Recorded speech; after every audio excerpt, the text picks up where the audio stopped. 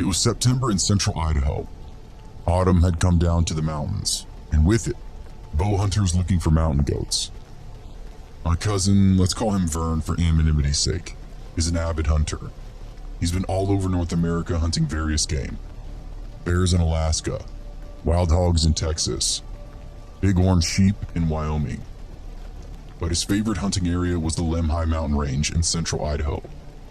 Our extended family has been hunting in those mountains for generations. We know every river bottom and mountain peak, like many people know their own neighborhoods. Mountain goats are a fascinating animal to hunt.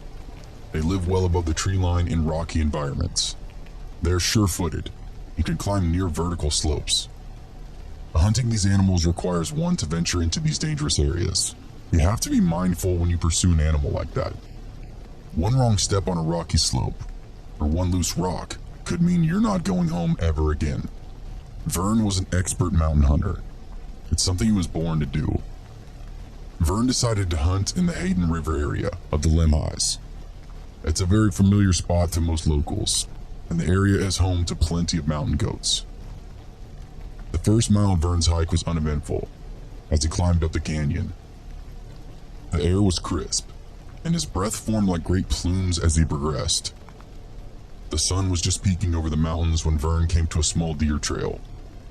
He decided it might be a nice shortcut from his usual route, and took it. A few hundred feet up the trail, he saw something odd pop out from behind a tree. It was a man. He was dressed in a light denim coat and jeans, and was carrying a small backpack. My cousin stopped for a second to get his bearings, unsure of where this guy came from. The man waved to him with both arms. One of them was holding an older style hunting bow. Acknowledging him, Vern waved back. Although the man looked to be physically fine, it was clear that he was emotionally distressed. He yelled out something my cousin couldn't quite hear and waved his arm, indicating my cousin should follow him.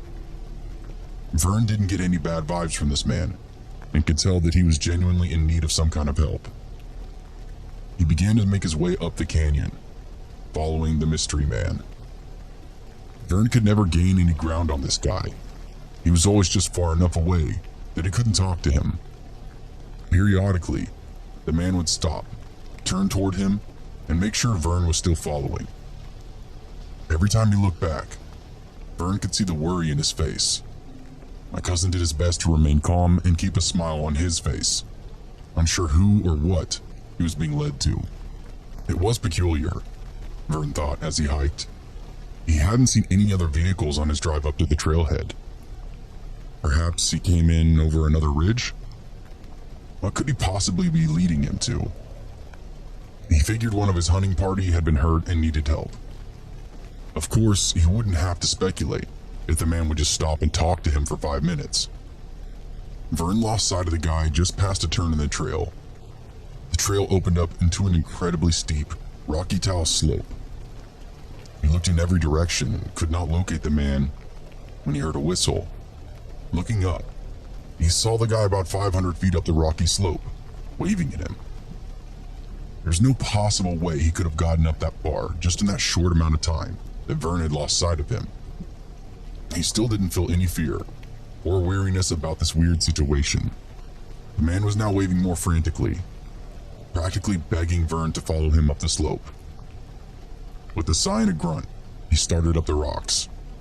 It was slow going. Every other step caused a mini rock slide and would cause him to continuously lose his footing. Huffing and puffing on the cool, thin air, my cousin eventually made it up to a small landing. It had taken him almost 45 minutes to get to that spot where he saw the man from below. There was no earthly way anyone could have done that scramble up that hill any faster. Totally exhausted and out of breath, Vern sat down on the stone landing. He looked around and couldn't see the man anywhere. As he scanned his surroundings, he saw something odd poking out of a boulder about 20 feet away from him. Walking over to it, he found a weathered boot. 2 boots, actually. Inside those boots, and under the boulder as well, were bones. Vern looked around once again for the man, but he never saw him again. Instead of feeling eerie or unnerving, Vern felt a sense of relief wash over him. These emotions weren't his own. What he felt seemed to come from all around him. He marked the spot with his GPS and decided to make his way down and call the authorities. The Lemhi County Sheriff's Office responded, and he led them all the way up to the canyon to the body. It took 4 grown men to push the boulder out of the way, and when they did, they found the skeletal remains of a man. On the body, they found hunting equipment and some personal effects. From a credit card in the wallet, they were able to identify the man. He was a bow hunter that had gone missing almost exactly 53 years beforehand. Vern never wanted to be identified to the public or the missing hunter's family.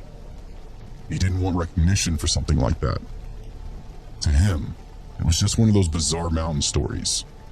He was happy that the family got closure, even if it was half a century later. The only thing that bothered him was the man leading him up the canyon, and with his strange and sudden disappearance. He had mentioned the waving man to the sheriff, but brushed it off. When the news reports came out announcing the discovery, several photos of the man were published. Vern was absolutely shocked when he saw them. In those photos was the man that he'd seen leading him up the mountain to that body.